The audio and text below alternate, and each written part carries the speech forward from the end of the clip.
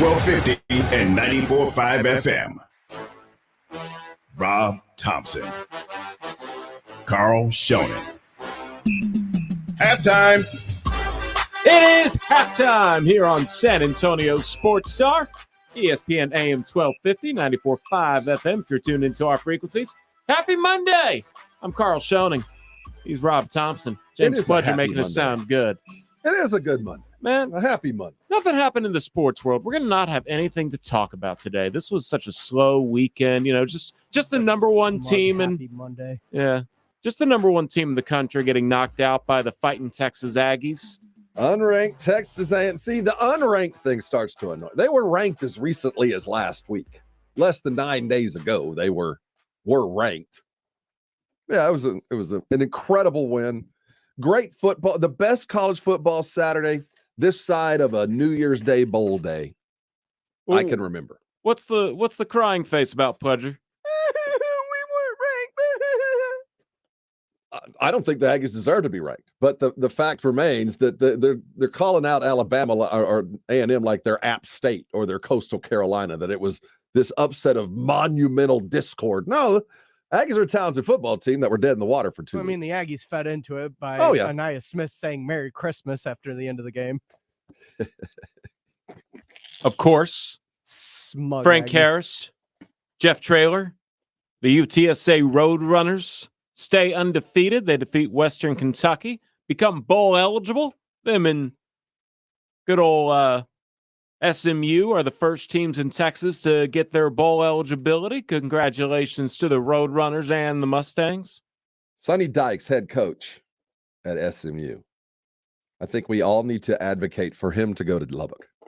I don't know why Sonny Dykes isn't in Lubbock anyway. And the question really is, as Tech, we know, is looking for another coach after Texas beat that coach right out of his job. What's a better job in college football? SMU undefeated. You're living right there in Dallas. Everything about your uniform says Dallas and all this.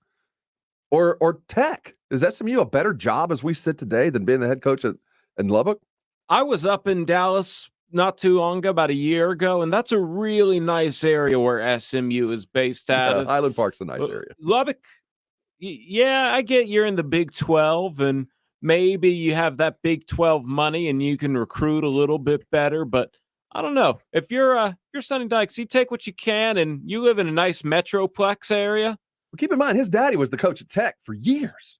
Spike, his daddy was, he's got deep roots in Lubbock.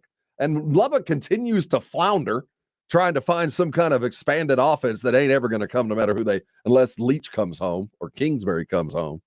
Sonny Dykes sitting there undefeated. I have to think that he looks at this as a better job. And I cannot help but wonder about our head coach here with UTSA, whether the Tech types have already made a little bit of a call.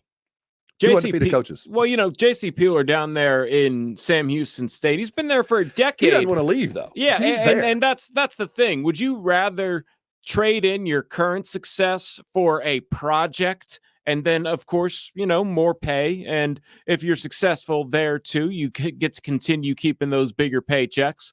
But if you're somewhere where you're comfortable and you're happy and you can maybe have a couple bad years and it's not going to cost you your job because you stuck around when you could have left, I'd rather have that kind of job security than moving up to a place where if you're not doing so hot after year 3, they'll fire you. And then you got to find another job to bounce back because your old gig's probably taken by somebody that's not going to be leaving. Sam Houston will fire him too.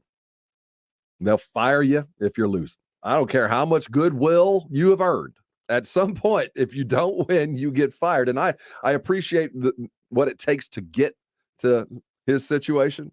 But if you think for one iota of a second that any institution will owe you anything or have some sort of ongoing allegiance, you're nuts. You're nuts. There's a big difference, though, between somebody wanting to stick around and then giving a little bit of leeway versus going to a place where they know they're going to have a project. And Texas Tech fans, they're about as impatient as Texas fans. If they go ahead and, have a couple bad seasons in a row, you're in the hot seat year 3 of a 5-year contract, and you might not see the full 5 years. You can stay employed in Lubbock for, what do you figure you need? 6 wins, 7 wins a year? If you're a 7-win-a-year head coach in Lubbock at Tech, I think you got a lifetime contract. But I agree. I think SMU is actually a better job today. But also going back to maybe how much time do you get versus what have you already done in a place? Do you think Ed Ogeron loses his job this year because of a down year? Yeah, he's done. Ed Ogeron is done. And it's not just a down year, it's 2 consecutive down years. That team is collapsing from within. And he's now getting a little adversary with the local beat writers. The writing's on the wall there. But LSU has a history of pulling. They've tried to fire him before. Tried to fire him at halftime one time. Had their AD jump in and save him at the last minute. And, the national championship fell together. But I can't imagine Ogeron lasting past this year. Who they just lose to? Kentucky? Yes. Oh. And yeah, I get that those are bad losses, but also you're going to allow the guy who did take you to a national championship just like that to be gone 2 years in a row? Yes. I get that it's football. LSU. Oh, yeah. Well, who are you going to replace him with? Remember, they almost signed Tom Herman instead of him. I just hope they don't come calling to San Antonio. That's all I'm going to say. You never know. Hey, but of course, perhaps the most relevant here, the home of your Dallas Cowboys. Here we are at the San Antonio Sports Star, brought to you by A Best Bail Bonds and Ewald Kubota. Dallas Cowboys finish up undefeated on their home stand to start off their home schedule. They improve to 4-1. They defeat the New York Football Giants, who, they lose their starting quarterback, Daniel Jones. They lose their starting running back, Saquon Barkley, both in the first half. If they're healthy, this is a much closer game because that was the way it looked like it was trending. But once those two guys were gone, Dallas did exactly what they should have, and they won handily, 44-20. The Giants coming off a nice win. They stepped in believing in themselves, knowing that they were battered, though. The Cowboys took control on the first 4 or 5 plays, and it was all number 21. The Cowboys had a plan. They felt like the Giants, I do believe, were teetering, dealing with some injuries already, and got punched in the mouth, and there was never really any doubt. But to the Giants' credit, to Coach Jason Garrett's credit, the offense was effective until late. Late turnover kind of really made it look a lot worse than it was. I think the Giants were game, and I think they believed that they were getting better. But after they watched their quarterback stumble to the sidelines, it was all over. Yeah, it was 17-10 at halftime, but it was very much not going to be a Giants afternoon when you have to usher out Mike Glennon. And obviously, Saquon Barkley looked like he was going to be doing a good enough job to, maybe keep them in it based off of what happened the week before and the start to the game. But now he leaves with a very nasty, swelled up ankle, and he's out for the game. I don't know about you, but I got a concussion just watching Daniel Jones take that hit on the kind of misdirection. He faked the handoff and rolled out to the left side and just unprotected. No blockers over there at all to help out your quarterback. And he knows he has to make a play because it's 3rd and goal from the 1. So next up is 4th and goal. He leans right into the hit, and he stumbled back to the offensive line and huddle, and that was the end of his afternoon. I think that might have been the end of the Giants' season. Concussion like that, I wouldn't be surprised if he's out 4 weeks. Yeah, the concussion, Barkley's going to miss another couple of 3 games. That guy's going to have to go and get some kind of curse removed. I don't know what, you're going to have to sleep with an egg under your bed or something because that doesn't look good. Galladay hurt as well. Defense was banged up and gashed. Cowboys averaged right at 7 yards a carry. They could run it when they wanted to. They could throw it when they needed to. It was a domination that the Giants held in check by just some attitude and some want to. Are the Cowboys the best team in the NFC? Are they the best team in the NFC? I'm putting it out there thinking they're probably not, but prove the point. If you believe there's another team better, why and how? What is another team like the Cardinals, undefeated, certainly lots there. The Rams, well, 1 loss, but I still put a lot of credit to what they can do. The Bucs are still solid. They're the champs. You got to be the man to beat the man. But after that, I look at the NFC, and as they sit today, if I was putting out a power ranking, position for position group, both sides of the ball, health, and everything else included, I think the Cowboys, as we sit today, are the best team in the NFC.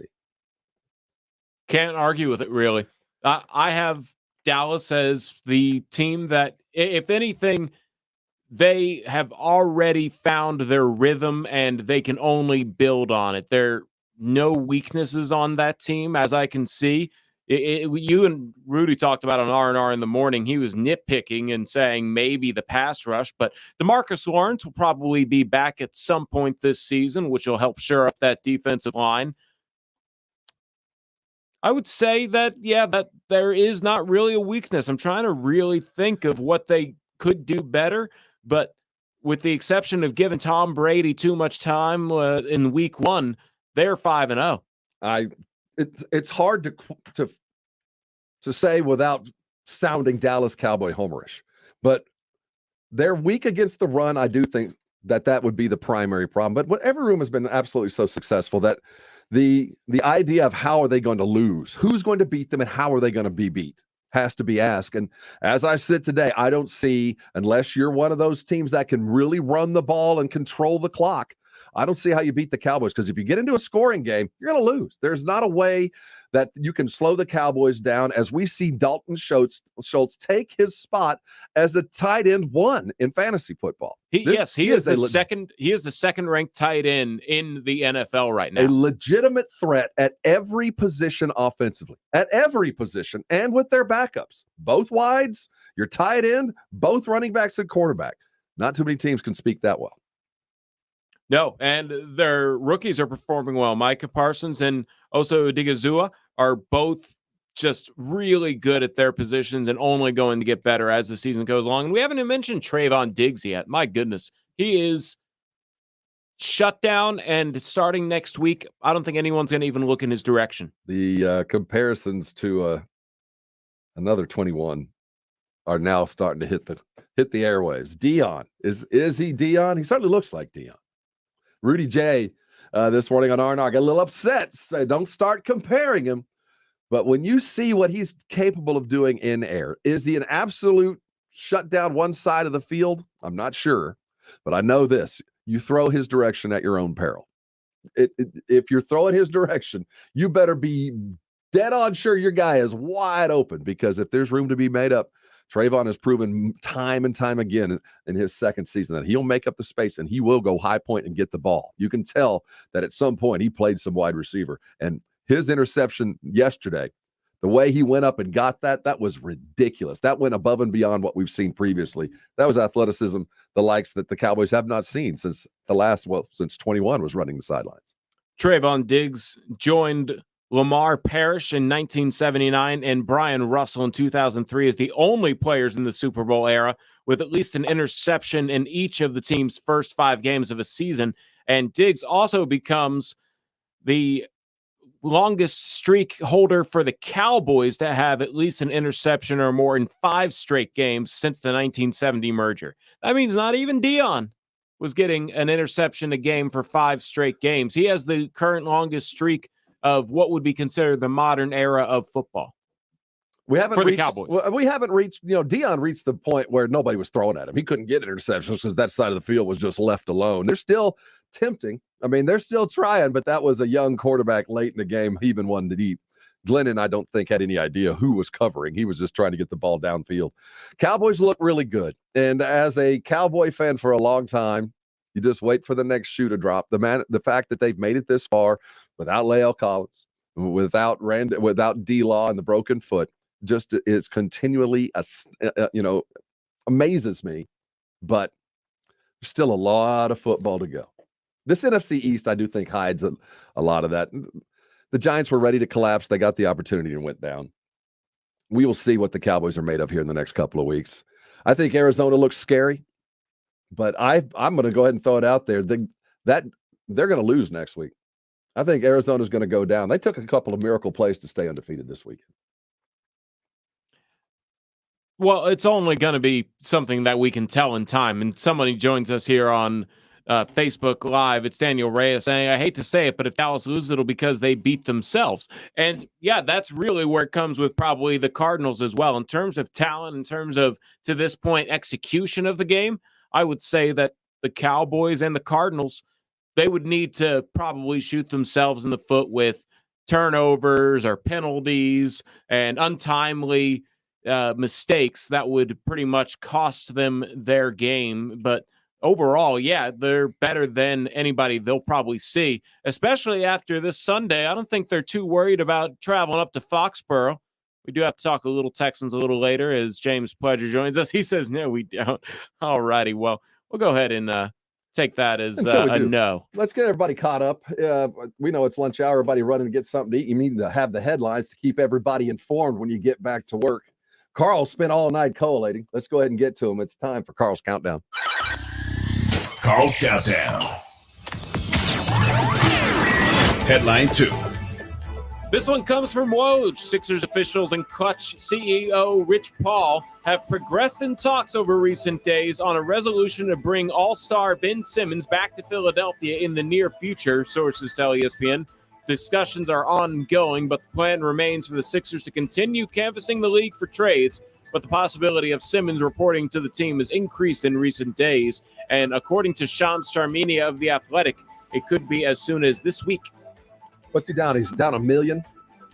$8.2 million is in escrow right now. But he's already lost $1 million that he cannot recover, right? No, from all the practices that he's already missed. I do not believe that's the case because they are holding all of the money that they could potentially fine him in an escrow, which if he comes, they'll give out of good faith, I suppose, is what I've read. Of the $8 million in escrow, $7 million of it is yet to be fined because he hasn't missed that part. But I do think he's $1 million down already. Oh, good for him. And I mean, the 8 point he hadn't seen and won't see if he does. But if he was to show up today, he would get the rest. But that $8 million, that $1 million won't be back. They can't get that back. It doesn't really matter. This is Rich Paul. This is exactly what Rich Paul and Ben Simmons want. Ben talked a good game. He proved his point. He's willing to give up some money and not show up. But showing up is when the dust-up occurs. Showing up is when the rest of the team has to go line up on a preseason game and listen to their second-best player, their second highest-paid player, get booed off the court. Next time when he's around Joel Embiid, the questions will be going directly to Joel Embiid. What do you think about Ben Simmons? How are they going to handle Ben Simmons? Now the pressure comes onto the franchise. This is what Rich Paul wants. This is why Harden had to be in Houston and show up in a fat suit. You got to start stirring the pot. They started early. I don't want to go. I'm not going to go. I'm not going to get paid. Well, now we know he wants to get some money. But pushing the envelope is what Simmons needs to do to get out. I don't think that Philly can talk him into staying, but it'll all rest on Joel Embiid. Embiid acts like he's happy to see Ben Simmons. Fans might start approving a little bit more, and maybe they'll keep him, but I can't imagine this works out well. I think this furthers the end, makes it happen a little bit quicker than if he was just to sit at home and wait for them to do something. The drama continues, and we'll certainly see how that unfolds, but that's your Ben Simmons rumor of the day. Headline 1. This one coming straight from the agency he plays for. Jordan Burns signs an Exhibit 10 deal with the San Antonio Spurs. He went to John Marshall right here in town, and he will be a member of the Austin Spurs, so good for him. Good baller, had a great career at Colgate, got his team into the tourney last year. They were even picked as an upset special by a couple of the pundits. Jordan is a great little guard. Got every bit of NBA skill. I'm glad to see him coming home, playing in Austin. People get a chance to see him. And when you play for the Spurs, they will develop you. They will make you a better basketball player. Whether you end up playing for the Spurs long-term or even playing in the NBA, Jordan Burns will be a better basketball player for playing with all the Spurs developmental staff up there in Austin. And who knows, we might even see him in a Spurs uniform at some point this season. Oh, my God. Was that a bless his heart for Jordan Burns? No, absolutely He's a great not. little guard. Yeah, well, that's the problem he's going to run into. He's a walking bucket. The guy can score on anybody at any point. But in the NBA, you got to be able to do three things. And if you can't do three, you better do two great things. Jordan's got a lot of young skill, and the modern game fits him. But it's going to be a tough slog. But what we know about San Antonio and the organization is one that finds the diamond. You have to have something. Yeah, there's got to be something there. And if there's nothing there, they will develop you. No team is better at that than San Antonio. This is good news for Burns, the family, and all of that. We'll get a chance to see a local boy done good. Headline 0.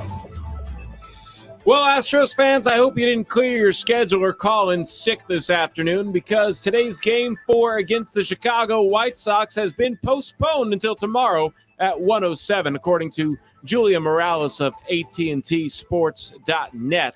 She is also the sideline reporter or I guess baseline reporter. I don't know what you call it in baseball, but she is a reporter on the local Houston broadcast. Yeah, because of the postponement, Astros fans, you will catch the game right here as we will move that to it's a 1 o'clock or 1:07 first pitch. We were able to squeeze that in prior to the night game, and we have the Giants and Dodgers again tomorrow night. So right here tomorrow, 1 o'clock, be on the San Antonio Sports Star. You will get the game 3 of the Astros Chicago White Sox series here. We'll wonder if they can continue their sign stealing acumen. I think they've stopped that. I don't know. Ask the pitcher, Ryan Ayala, whatever his name is for the Sox. Little concerned, saying, they don't hit nearly as good when they travel. You mean Ryan Tepera? Tepera, that's his name. I'd say really it was a lot of fun. It's been a while since I've had that playoff atmosphere, and the stadium was rocking. Obviously it's a different game here at our field. You play at Minute Maid, and they're doing something over there that's a little different. It shows you how many swings and misses they had tonight compared to at Minute Maid. So, that's why you have home field advantage. And tomorrow and we got another home field advantage. So we're ready to go. Love it. So, in case you were wondering, and he wasn't, and that was just a little bit too underneath the drapes, he pulled the drapes all the way back on what he was insinuating. What? It is what it is. They've obviously had a reputation of, doing some sketchy stuff over there. And, it's just, we can say that it's a little bit of a difference. I think you saw the swings and misses tonight compared to, they did get the first runs, 2 games right? of Minute Maid. 6. Okay, I want to make sure. That's not really the story, We come here to play. We're going to compete. We're not going to worry about what they're going to do. All we have to do is execute pitches, and they can't hit them anyways.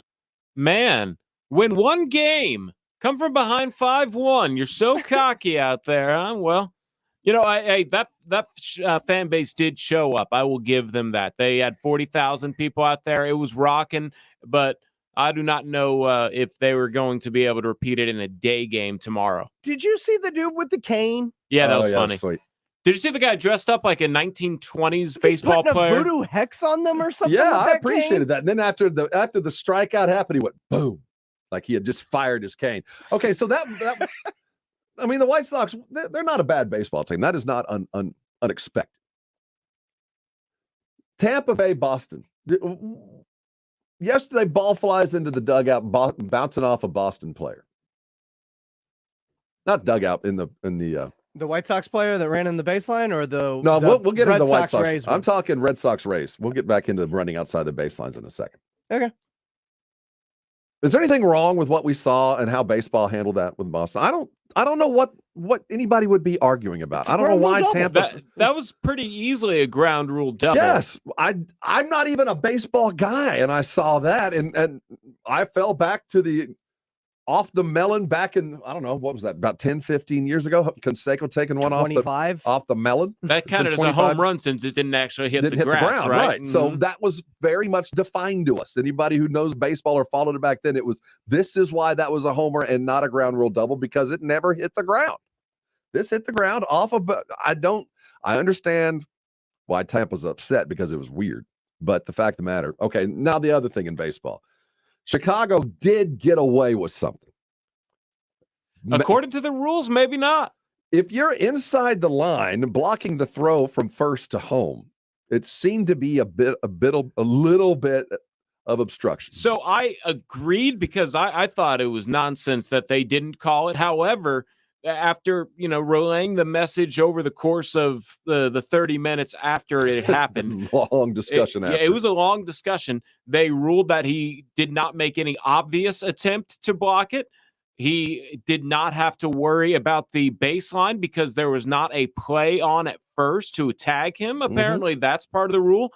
And thirdly, they were saying that there is no real need to establish a baseline directly towards the base, because they said, they went to the extreme, he could run towards the pitcher's mound and still be fair in play. So that was a weird play, obviously, in that fourth inning where everything started to unravel for the Astros. If you didn't see it, it was was it Yuli Gurriel who just tried to make a throw home to, it was a squeeze. Tried to squeeze it around, try to throw a curveball around him to get to home. The squeeze was on. Was curving too. Yes. Yeah, the squeeze was on, and the base runner pretty much made it a hard throw, and then the throw glanced off his shoulder, went wide, the run comes in to score, and that was the beginning of the end for the Astros, as that was a fourth inning. They almost got out of it. I think they got the first 2 outs pretty quickly, and then they had 2 walks, and then a fly ball advanced the base runners, and then that base hit, or that bunt,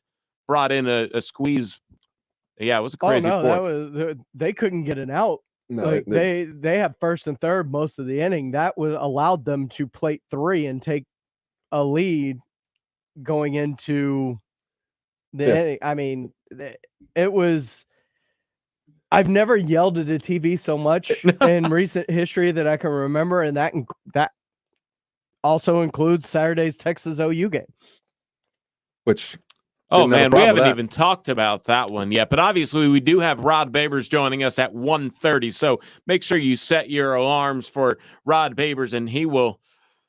You know, he doesn't seem like an emotional type, but I want to see if I can get a little emotion out of him, because that's got to hurt. You know, we've had a chance to talk to Babers on a regular basis, former defensive back. We had Aaron Ross on Friday, former Longhorn defensive back.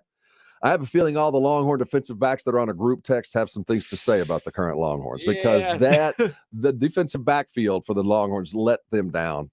That was unfortunate how poorly they played. They made All-Americans out of several OU receivers and made a freshman quarterback look like the next Heisman winner. Might have gotten Spencer Rattler benched. I'm excited to hear from Babers, to hear what Texas player and Texas contributor has to say, because if I'm on the outside looking in, I'm upset if I'm a Longhorn, because you squeezed a defeat out of a victory. You just wrested it out of the mouths. But at the end of the day, you played the number 4 team in the country as good as you can play them, and made some odd coaching decisions. I thought not running the ball with Bijan in the second half was just a fatal flaw that paid dividends for OU late in the game, because they just had more possessions. But at the end of the day, Texas fan, you're on a good track. This offense moves the ball, a couple of tweaks defensively. You will play OU again in the Big 12 championship game. Yep. Next time they see each other, a lot more will be on the line, and they'll be in a different part of Dallas. And that seems to be the trajectory we're heading towards for another Red River rivalry championship game for the Big 12. And that'll be a fun championship game. Fingers crossed that it happens. And again, join us for Rod Babers at 1:30. I know Jonathan C. joins us on YouTube saying, can we just skip the Texas OU? Obviously, that's how it goes. And we will have to figure out what we will talk about for the rest of the show. But I do want to touch on the Spurs right now. The Spurs are in preseason. They played both Florida teams. And, what's going on with the Spurs? Find out on the other side here. This is San Antonio Sports Star, ESPN AM 1250, 94.5 FM. Didn't catch R&R in the morning? Here's what you missed. It took me forever to realize that Scooby and his dude are pothead. They're stoned the entire show. Because Scooby can't grab the joint, right? So Shaggy's blowing smoke in his face. Scooby snack. Scooby snacks are edibles? They're supposed to be dog food, but a Scooby snack, come on, bro. That was a brownies. Yo, my mind is blown. Rob Thompson, Rudy J. Weekday morning 7 to 10 on San Antonio Sports Star, ESPN 1250 and 94.5 FM. You can talk keto all you want, but if you don't have a team of great tasting snacks behind you, you're not going to win the diet marathon. Southern Recipe small batch pork rinds have these big, bold flavors that kick your taste buds into high gear. Korean kimchi barbecue, pasilla chili cheese, spicy dill, and more. Eat them right out of the bag or try them in your favorite recipes. You'll love this snack. Visit your local H-E-B and southernrecipesmallbatch.com to see the power of the rinds. Southern Recipe pork rinds. There's a lot of confusion about how to protect yourself from COVID. With guidelines and regulations changing by the week, one thing is certain. You need an accurate thermometer for your family to check for fever, the leading sign of flu and COVID. Only the Exergen Temporal Scanner Thermometer has been proven accurate in more than 100 clinical studies. Don't rely on non-contact thermometers. They have no scientific studies behind them and can miss the fever that might mean COVID. Learn more at Exergen.com. Exergen is changing the way the world takes temperature. Not all pizza places are the same. Mellow Mushroom originated hand-tossed, stone-baked classic Southern pizza. Not in the mood for pizza? Order a calzone, hoagie, sandwich, burger, or a mellow salad and see how care goes into every item on the menu. Take your pick from 24 draft beers and or handcrafted cocktails. And many of the pizzas can be made gluten-free or vegan. Mellow Mushroom is at 1604 in Stone Oak Parkway. Hang with friends, watch the game, and mellow out at Mellow Mushroom. There's a lot of confusion about how to protect yourself from COVID, with guidelines and regulations changing by the week. You need an accurate thermometer for your family to check for fever, the leading sign of flu and COVID. Only the Exergen Temporal Scanner Thermometer has been proven accurate in more than 100 clinical studies. Non-contact thermometers have no scientific studies behind them and can miss the fever that might mean COVID. Learn more at Exergen.com. Attorney Joe Cordell. New school, new job, new home. Change is hard and can leave you feeling isolated. And divorce delivers one of life's hardest blows. The relationships you counted on are suddenly gone. But you don't have to walk through this alone. For more than 30 years, Cordell & Cordell has guided men through the challenges of divorce. You're not alone. Call Cordell & Cordell. Schedule an appointment with one of Cordell & Cordell's San Antonio area attorneys. Offices in San Antonio, Austin, and St. Louis. CordellCordell.com. Here in Texas, the heat is relentless. The storms are serious. And the hail is insane. Texas weather doesn't do anything halfway. And neither should your roofer. Your roof protects your home and your family. So whether you need a simple repair or a roof replacement, metal or composition, you need a roofer you can trust. That's Stevens Roofing. They are reputable, reliable, and have always been your local roofer. Call Stevens Roofing today for a free estimate at 210-785-0994 or go to stevensroofing.net.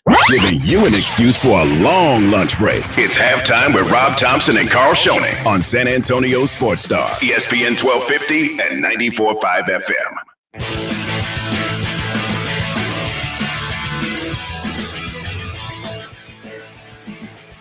We are about a week away from the start of the Spurs regular season. They get going on the 20th against the Orlando Magic, who they just defeated in preseason. A quick road trip out to Orlando. Did you say only a week away? The 20th is the first game for the Spurs. The 19th. Days, 10 days away. Next week they will be playing in the regular season. Did I say? No, you said it right. I'm just trying to. I don't think a lot of people realize that the NBA regular season starts next week. The 20th is a Wednesday. Yes, for some reason I was thinking it was a Tuesday. So yeah, it's a week and a couple days away. 10 days away. Nine or 10, depending on how you count the calendar. Well, the Spurs are going to be in the news. They got work to do. There is business to attend to. We have too many guys on the roster. They're going to have to do something. Either they're going to be guys getting released flat out, or a trade is in the works. They can't start the season like this. They're going to have to adjust their contract. We might be saying goodbye in the next week to maybe a near and dear Spur. I don't know who it could be, but they haven't done anything yet. And a week from now, the two of the guys on the current roster cannot be there. And if I'm not mistaken, tomorrow is the first day that Thaddeus Young can be traded in a package. Since the day he was traded for, you could flip him individually without anything else. But to be traded with another player tomorrow is when Thaddeus and Al-Farouq Aminu can be traded either together or with other pieces. So a trade is not necessarily out of the realm of possibility either, as obviously when those guys combine, you don't really find too many players in the salary range that you would want to get. What's up, Pledge? Did you bury the lead? What's the lead? Did you say the Spurs won yesterday? Well, it's they don't keep track of score in preseason, but apparently they do. Playing against, that's the first win of the 2021-22 season. Second win. Second win? Yeah, remember they smoked Utah in the opener? Oh, that seems so long ago. They did take one against. Do we do this every time the Spurs win? Yeah. Well, there's not going to be very many of them this year. You know, a couple things that have stuck out. Derek White is stinking it up. Derek White is having the worst opening of the season. Has he hit a three yet? I think he hit his first three. I think he was 2 of 15 going into the game against Orlando, and then he did all right against Orlando. Let me pull Overall, up a box he's score. 3 of 20 beyond the arc, 11 of 42 from the field. Derek, we're going to need a little bit more from you when the season gets going. But I don't blame point guards when things aren't going right, because if you're trying to be a passing point guard and your dudes aren't standing in the right place, it's very hard to get the ball where it needs to be, and sometimes you get left out on an island. And Derek is by far better than that. But it does kind of go to show that while we are looking at a Spurs revamped idea, the faster pace, let's hit some threes, they're not shooting threes very well. Nope. It's not there yet. I do think they're doing some other things a little bit ahead of schedule. I love the movement and the number of possessions. They are getting up and going when they have the opportunity. They're an opportunistic, fast-breaking team, and they're going to have to be as long as those threes aren't falling. But those secondary shots are going to be important. I'm also interested. It looks like McBuckets is going to start. Can we go ahead and pencil him in as a starter? He is most likely going to start. It seems like that's the case, as he has gotten the start most of the preseason. There was the game against the Heat where Luka Šamanić got the start, and Luka also got the finish in a tight game. So if you are keeping track of score, but Miami Heat had 13 players not play in their game against the Spurs since it was the second night of a back-to-back in preseason. So that was Eric Spoelstra's way of protesting to the NBA. We're just not going to play guys if that's what you're going to do to us. But it was still close late, and that's not too reassuring. If you're a Spurs fan, you would hope that they'd be able to blow them out like the G League team they are. But it turned out to be a 109-105 victory for the Miami Heat. Respect. I mean, when we look forward to this season, we're talking about so many different things in play. Wins are kind of down the road for me.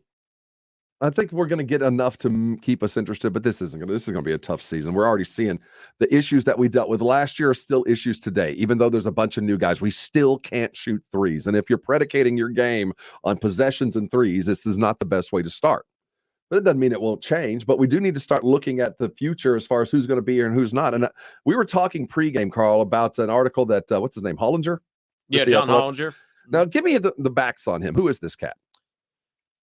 If I'm not mistaken, he was an ESPN writer / analytics guy who came up with like the Hollinger method or something along those lines. Then he worked his way into NBA front offices, and sometimes that's how it goes. You hire a writer and you're going to get those kind of writer performances. He gave Chandler Parsons $90 million. He gave Chandler Parsons $90 million. Something along those lines. And so you have to kind of qualify. Yeah, you got to qualify what I'm going to say Hollinger said with that. Your formula ain't perfect if you're paying Chandler Parsons nearly $100 million. But he has this method, this algorithm, he calls it his EEV, that he plugs in numbers and age and percentage of the offense and a bunch of other stuff to figure out these players on individual teams, whether they should be extended when it comes time. And he was looking very specifically on the 2018 class. It's time for all these guys to get extended.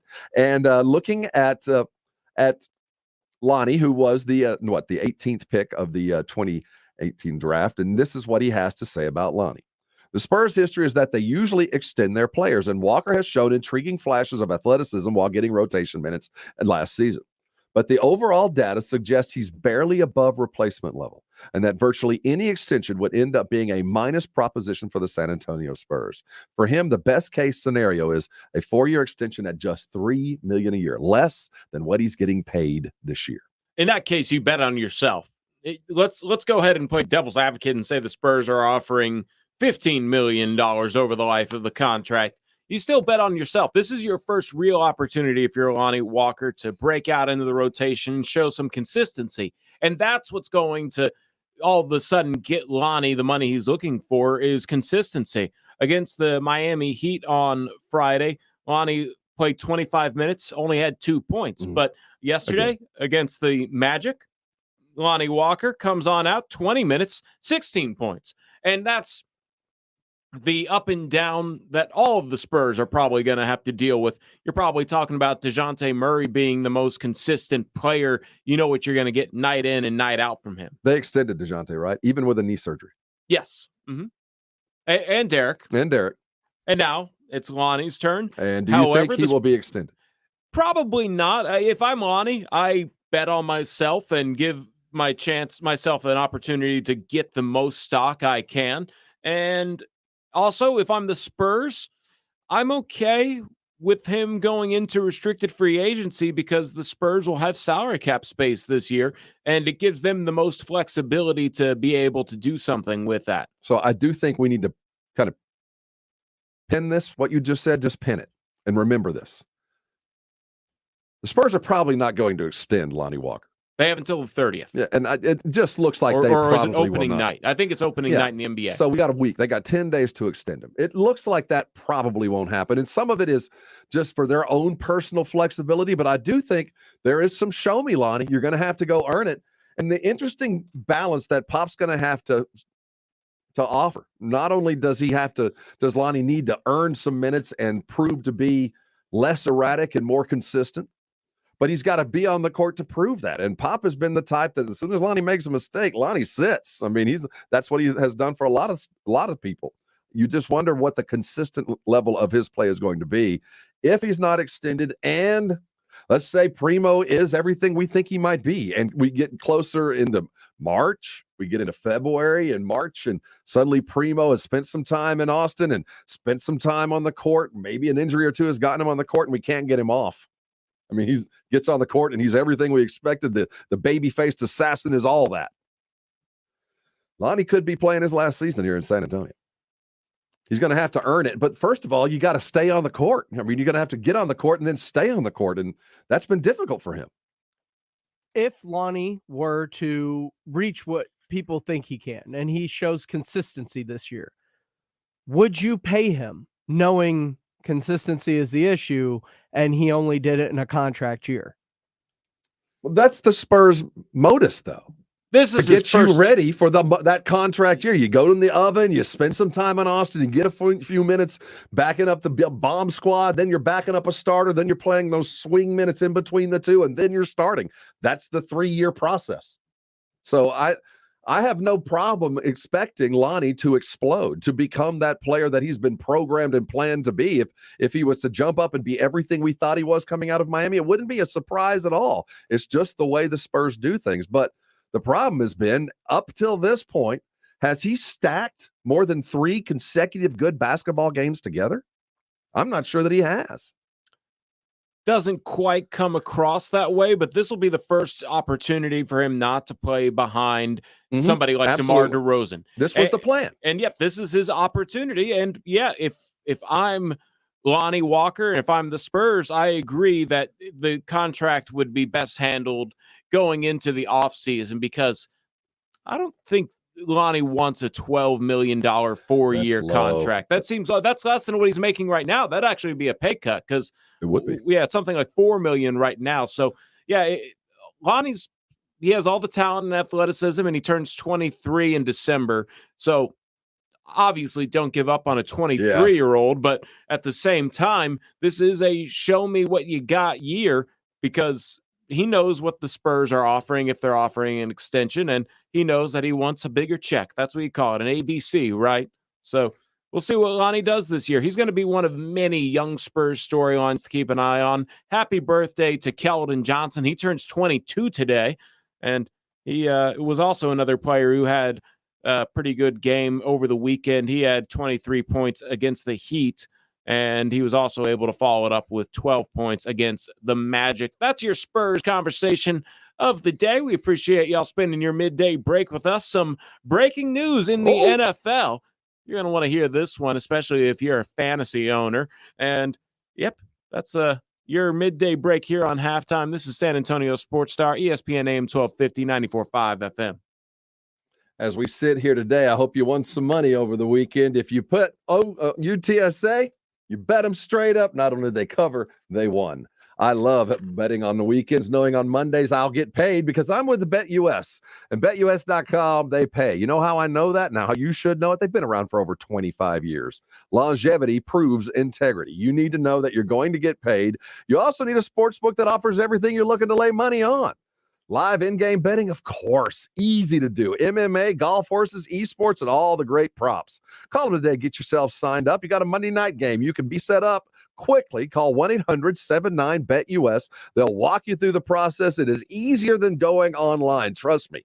I made the call to 1-800-79-BET-US. Before you know it, I was set up and ready to go. Nobody in the industry gives you bigger bonuses than BetUS. And if you'll join right now and mention KZDC, that's us, KZDC, you get up to 200% in bonuses on your first deposit. That is free money. That is how you go and play with other people's money. Nobody in the business is doing that. Nobody beats it. I bet at BetUS, and so should you. I want you to join BetUS.com today and start betting tonight with America's favorite sports book. That's BetUS.com. Remember, enter KZDC, BetUS.com, where the game begins. Score $1,000 now. Enter the winning keyword, UTSA. UTSA at SASportsStar.com. Good luck from San Antonio Sports Star, ESPN 1250 and 94.5 FM. ESPN AM 1250 and 94.5 FM.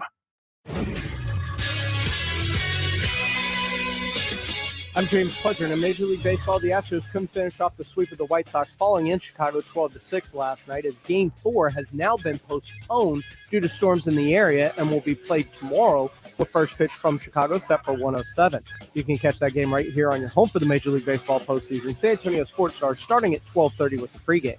In the NBA, the Spurs are 2-2 on the preseason after beating the Orlando Magic 101-100 yesterday. The Dallas Cowboys won their fourth straight, bowling the Giants 44-20, while the Houston Texans dropped their fourth straight, falling to New England 25-22. In college football, the Texas A&M Aggies are ranked 21st this week after upsetting then top-ranked Alabama 41-38, while the Texas Longhorns fell to 25th in the poll after falling to 6th-ranked Oklahoma 55-48. I'm James Pledger for San Antonio Sports Star. Happy Hour is back at Twin Peaks. Monday through Friday from 2 to 7 p.m. Score sweet deals like $1 off all wine, liquor, cheap shots, and freezing cold 29-degree draft brews. With select apps available for $2, $4, and $6. Twin Peaks Happy Hour is the move. Central Builders Incorporated is a family-owned, award-winning general contractor headquartered in San Antonio. Since 1989, CBI has completed over $1 billion in construction projects, including large-scale remodeling, expansions, and ground-up construction. The award-winning CBI has also been recognized by the San Antonio Business Journal as one of the best places to work for the past 4 years, and Central Builders is hiring. Learn more at centralbuilders.net. That's centralbuilders.net. Your safety and full satisfaction is My Collision Center's top priority. Free estimates and no appointment necessary. We work for you. If you've been in an accident, visit My Collision Center for a free estimate today. With 5 area locations, visit mycollisioncenter.com. 20 years of fears are about to break loose. Hallowscream is back with a vengeance at SeaWorld. The biggest, most terrifying Halloween event in Texas. With multiple haunted houses, coasters in the dark, and horror around every corner. Select nights September 17th through October 31st. Hallowscream at SeaWorld San Antonio. Buy a 2022 season pass, get Hallowscream free, plus unlimited visits next year. Restrictions apply. Jason Minix here for Alamo Water Softeners. Whether your home is a new build or an older home, Alamo Water Softeners has a water treatment bundle with special pricing to give your home the highest quality water treatment available. Choose from several bundles, including the Premier Whole Home Bundle. Get a free standard gas or electric water heater when you purchase a select top-of-the-line water softener, plus 1 filter and reverse osmosis system. Go to AlamoWaterSofteners.com. That's AlamoWaterSofteners.com. Hi, everyone. Michael Kielbasa with Kielbasa Smoked Meats here. When you bring a package of our smoked sausage home, keep it simple. It's handcrafted in small batches and fully cooked, so you can just heat it up and enjoy. My favorite way to eat it is on a bun with mustard or wrapped in a tortilla. Try some from a store near you today, and if it's not the best you've ever tasted, I'll give you your money back. Guaranteed. Find Kielbasa at a store near you today. Injuries happen, so if you twist, pull, pop, or snap something, you need Dr. David Espinosa at TSAOG Orthopedics. Dr. Espinosa treats all non-surgical orthopedic injuries and has same-day and next-day availability. Telemedicine services are also available. There is no reason to be in pain. If you are hurting, visit Dr. David Espinosa at TSAOG Orthopedics. Learn more at TSAOG.com. That's TSAOG.com, or schedule your appointment by calling 210-804-5490.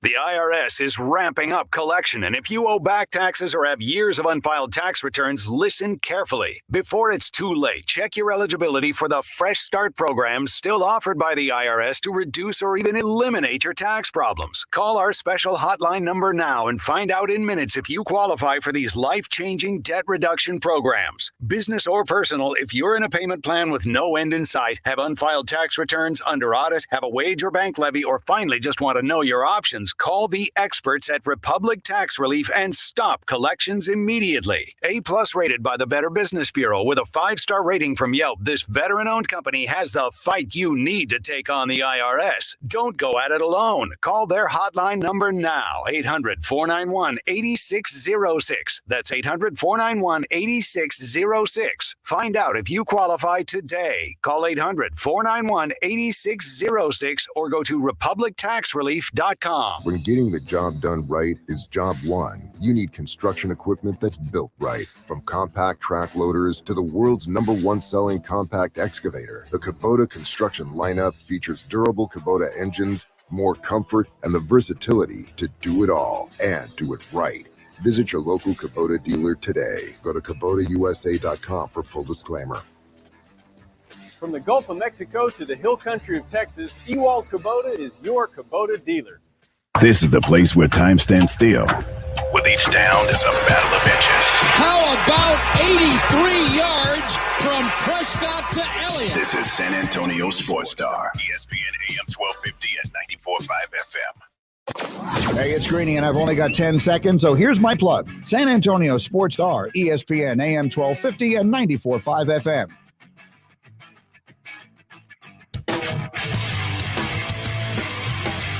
I hope you don't got Juju Smith-Schuster. It's going to be a rough go for him. He's out 4 months with a shoulder surgery, according to Adam Schefter. What's up, y'all? I'm Carl Schoening. This is Halftime. Rob Thompson sitting across from me. James Pledger, who beat me in fantasy this week. He doesn't want to admit it yet, although he's up like 162 to 115 on me. He has Jonathan Taylor going tonight. Is that right? Yep. And you're worried that he might fumble 40 times? There's a possibility. I'm not going to count the win before it's a win. So. He's in the red zone and he decides to run backwards and take a safety. Is that how it works? He has to get like negative 800 yards? Throws 4 interceptions? Throws 4 picks as a running back? I think you're safe. Yeah. I think you're absolutely safe. If I somehow win, I will go to the nearest temple of the football fantasy gods. And not Michael Jimenez, like the real football fantasy gods, wherever they are. I thought they were the real. I think it's Tony Romo. Yeah, I think Tony Romo is the true fantasy football god. Yeah, you got this well in hand. However, I am about to pull an Alabama. I started off Texas A&M, I should say. I started off 3-0. I've lost 2 in a row. This week I play Brandon Medina, who's undefeated. Yeah, that's our Alabama. I'm Texas A&M. I'm going to pull off the upset. Dead in the water to a pulse and a number 18 rating. Over the week, last week was the end of the Ben Roethlisberger era. All week long, that's all we can talk about. Oh, it's been a great career. That rag arm ain't enough. That offensive line is helping to get this old man killed. Well, we see Pittsburgh turning around. It all lands on Tomlin, of course. He's a great coach. And Ben Roethlisberger ain't dead yet. Anybody who's a Chase Claypool owner, we'd like to all congratulate Chase for coming to the NFL season, finally getting him a catch. But bad news coming out of the Steelers. Well this weekend. Oh, see, well, I had no choice. I played him and got the buckets. But I'll tell you, there isn't good news when it comes to the Pittsburgh defense. We hear today that Juju Smith-Schuster, or offense, I'm sorry, Juju Smith on the other side of Chase Claypool might be done. Is that the word we're getting? No, 4 months. Oh yes, yeah. That's what we're dealing with right now. Is he? I'm looking at his stats yesterday. They gave him 2 carries, and I saw that the Cowboys did this with CeeDee Lamb yesterday. Why put your receiver at running back and let him have a handoff? Doesn't make sense to me. He's good with the ball. I don't have a problem with that. I guess it's getting the ball in your playmaker's hands, but the trenches. You got to bulk up a little for that. In watching that game, let's talk about that for a second. The Cowboys and CeeDee Lamb. Who was complaining about CeeDee carrying the ball? Quarterback that was doing play-by-play, right? Like, I'd hate to see my best player start carrying the ball. Was that good old Troy? Was it Troy that got upset? Somebody got upset with CeeDee Lamb carrying the ball, and Pretty I thought, sure Troy. dude, the whole idea of Kellen Moore's game is put the ball in the hands of your playmakers and let them go make a play. Now, is it, it wasn't a wide open in space kind of thing with CeeDee Lamb, but I appreciate the very idea that when you see him get in the backfield, you have to play that. You have to expect that it is at least 50% that CeeDee will actually get the handoff. And when you do that, the next play and that play call progression, whatever that play is, whether it be a play action to CeeDee and something over the top, that's when it's coming, because CeeDee's carried the ball twice so far this season. So wait for the fake and see what happens the next time they use it. And it might show up, first playoff game late in the season where they need it. I appreciate what Kellen's done. I have no problem with your running back being your wide receiver or vice versa. Why not? End arounds where you can let him build up some speed, yes, maybe a wheel route out of the backfield, but to actually give CeeDee Lamb the football and say, go behind that guard, that just seems like you're, I don't know, playing the odds a little bit too much. Yeah, you're tempting fate. You certainly are. But he did pick up 4 or 5 yards. He did carry it. And let's not overlook that offensive line that was gashing holes for whoever wanted to carry the ball yesterday all day long. And that's the thing. They don't need CeeDee Lamb to play running back at any point. They have Pollard. They have Zeke. They're fine with either one of those options. Like you said, tempting fate, whatever you might call it. A little questionable to me, but all is well that ends well, I suppose. And that's just my flavor. I don't prefer to have my receivers play running back unless you're going to create creative routes for them. Well, but to I actually expect have there to them, be that. actually have them as a running back, that's I sort of expect a questionable. big play to come off him in the backfield at some point, because now you have to respect they'll hand him the ball. They will turn and let him do a power dive, which it looks like they did to get him going off the left guard. So I appreciate that kind of play calling. But if you're Pittsburgh and you're dealing with the loss of a Juju at the same time as a quarterback that's coming to the end of his career with that terrible offensive line, that is tough news for the Steelers and a good coach. And a player that it looks like is marking time till the season is done. Well, get better soon, Juju. And if that's breaking news to you fantasy owners that have him, good luck to whatever replacement player you end up finding. All righty. Hey, we obviously got Carl's Countdown coming up at the top of the hour. We're going to talk a little bit more about the Aggies' big win in Kyle Field over number 1 Alabama. And then joining us at 1:30, it's Rod Babers to discuss Texas OU and that monumental meltdown. Sorry, Pledger. I see you shaking your head. I know, part of a rough weekend. All right. Hey, thank y'all for spending your midday break with us. I'm Carl Shoney. He's Rob Thompson. This is San Antonio Sports Star, ESPN AM 1250, 94.5 FM. San Antonio Sports Star Pro Football Pick'em. Online at sasportsstar.com. Can you pick the perfect matchups all season long? If so, you could win $50,000. Weekly winners score gift cards to Pinkerton's Barbecue and the Mellow Mushroom. For official contest rules and to play, visit sasportsstar.com. Must be at least 21 years old to play this nationwide contest. One winner will be selected at the end of the season. The Pro Football Challenge from San Antonio Sports Star, ESPN 1250 and 94.5 FM. At Manrique Custom Vision, you'll find some people just aren't good candidates for Z-LASIK. That's why they have different technologies for different patients. They are a custom vision center focused on helping people get rid of their glasses and contacts. Rudy J here. Call them today for a complimentary consultation to see what's right for you. Financing is offered to all FSA and medical spending accounts accepted. Get treated like family by Dr. Manrique. Call 354-2020 for the Manrique difference. That's 354-2020. O'Reilly. O'Reilly Auto Parts specializes in keeping your car on the road. Not sure how much life is left in your battery? Our professional parts people will test it for free. If it does need to be replaced, we'll help you find just the right one to fit your car. Our Superstart batteries are built to handle even the toughest conditions. Visit O'Reilly Auto Parts today. O'Reilly Auto Parts. Are you thinking about selling your car? Don't get tricked with 2-minute offers only to spend 4 hours at a dealership. I want you to check out my friends at Car Zeus. It's Rudy J here. Car Zeus is not a dealership, so you don't need to worry about shady sales tactics just to lure you in the door. I'm talking about saving you time and hassle. Simply fill out a form about your car's condition at carzeus.com, and a local agent will text you an offer during business hours. No obligation. Plus, they pay the same day and even provide a courtesy Lyft ride home. That's carzeus.com. You love Zoom for video meetings? Now, choose Zoom to power your phone communications too. Zoom Phone works seamlessly within the Zoom app as your business phone system. Zoom Phone's secure HD audio and enterprise-grade reliability keep you connected to your teams and your customers. And it's easy to use on mobile, desktop, or desk phone. Empower your workforce with Zoom Phone. Zoom, how the world connects. Ugh, my stomach. Don't worry, I've got you covered. When you have nausea, heartburn, indigestion, upset stomach, diarrhea. What's that? It's Pepto-Bismol Chews. Pepto-Bismol's in a chew? Yeah, they taste great and provide fast relief. And you can always have Pepto-Bismol handy. Ooh, let me try it. Try Pepto-Bismol Chews for fast relief. Nausea, heartburn, indigestion, upset stomach, diarrhea.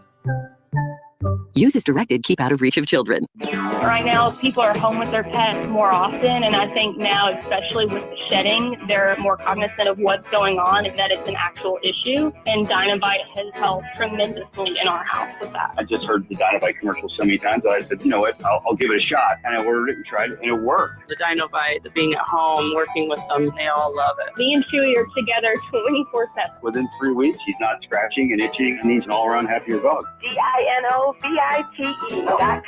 Hey, it's Rob with my good buddy Jack Overman from Service First AC Repair and Plumbing.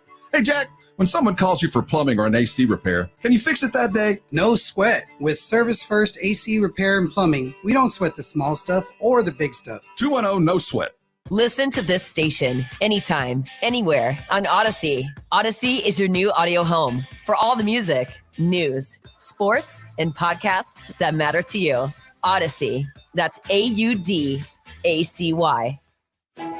Diamonds Direct has enough diamonds right now to supply up to 30 ordinary jewelry stores, from a half carat to 10 carats.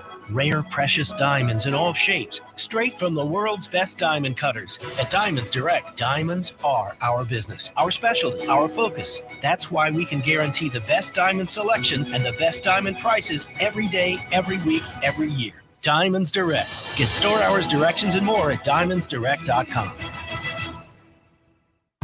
Not all pizza places are the same. Mellow Mushroom originated hand-tossed, stone-baked classic Southern pizza. Not in the mood for pizza? Order a calzone, hoagie, sandwich, burger, or a mellow salad and see how care goes into every item on the menu. Take your pick from 24 draft beers and or handcrafted cocktails. And many of the pizzas can be made gluten-free or vegan. Mellow Mushroom is at 1604 in Stone Oak Parkway. Hang with friends, watch the game, and mellow out at Mellow Mushroom. One team, one mission. KZDC, San Antonio Sports Star, ESPN, AM 1250 and 94.5 FM. Rob Thompson, Carl Schoening. Halftime. It is halftime. Half two of halftime here on San Antonio Sports Star, ESPN AM 1250, 94.5 FM. I'm Carl Schoening. He's Rob Thompson. James Pledger, making sure we sound good. If you're not near a radio, you can also join us on Facebook Live and YouTube, as well as my favorite, sasportstar.com. Interact with us there. Yeah, go there often. We get graded on that. Yeah, and hey, we have great opportunities for you to win prizes and $1,000 a day. Here's our big cash contest. But, you know, it was a good weekend. If you are a Texas A&M fan, if you're a UTSA fan, some very big wins. Obviously, the big one in Kyle Field, the Fighting Texas Aggies get off to a hot start. And Alabama made it interesting. They even took the lead, and I think that makes this win all the more impressive for Texas A&M is the fact that they lost the lead and were able to come back and get the victory still. And, nobody has bigger ears than the 12th man. They heard all the noise that people like Kirk Herbstreit and other pundits were talking about them after last week at against Mississippi State. That isn't that much of a home field advantage and all that other mess. I don't know if you heard about this. I feel like we didn't talk about it. Anybody who said Kyle Field does not offer a home field advantage is woefully misinformed. That you can't make sense out of nonsense. You can say what you like, but the fact of the matter is the numbers don't bear it out. The winning at home for A&M has consistently been at 90%. So to say it's not what it was, that is just false. Now, I do have – how did A&M go from what we saw against Mississippi State, which was a defense that was ill-prepared, was not ready to play the spread, the air raid kind of thing that Leach does. The offense was lost and struggling behind a freshman-heavy, 2 starting freshman offensive line and a redshirt freshman quarterback whose eyes were big, and he was utterly lost. How do you go from that, dead in the water, to dominating the number 1 team in the country in every facet of the game? How do you get there? And while Jimbo will march proudly from now on and never buy another lunch for the rest of his life in College Station for taking down number 1, do you get the feeling that Mississippi State was just a speed bump, that Jimbo didn't care? I don't know how you go from that to what we saw, other than even prior to Mississippi State, they were practicing for Alabama. It could have been one of those things where they're looking a week ahead, but even though Will Rogers threw for 408 yards the week before, it was still only a 4-point loss. So it's not like they were absolutely dominated by Mississippi State. Football is one of those sports where obviously you change 3 plays here or there and you change the entire course of the game. So I probably couldn't point out those plays, but it's not like the first play of offensive. It was the first play of the game. Calzada throws that interception, they kick a field goal. That's the difference, apart from the safety and the stumble at the end of the game, which caused something completely different. I mean, Calzada had an opportunity to drive them and put them in a position to win the game. Stumble, safety, whatever you want to call it, at the end of the game. So the separation didn't really reflect the game. And the Aggies were in that game because they had more talent on the field. They had more 5-stars. They had more Jimmies and Joes, but the X's and O's beat them. And sometimes that's what happens when you're dealing with Mike Leach, who I'm pretty sure he takes shots during the game. He's like, 4th and 5, let's go for it. Yep.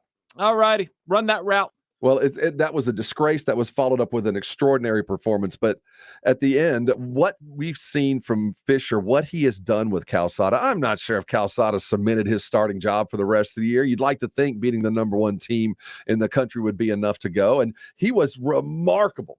Here's the difference. This is why you pay Jimbo Fisher $10 million a year.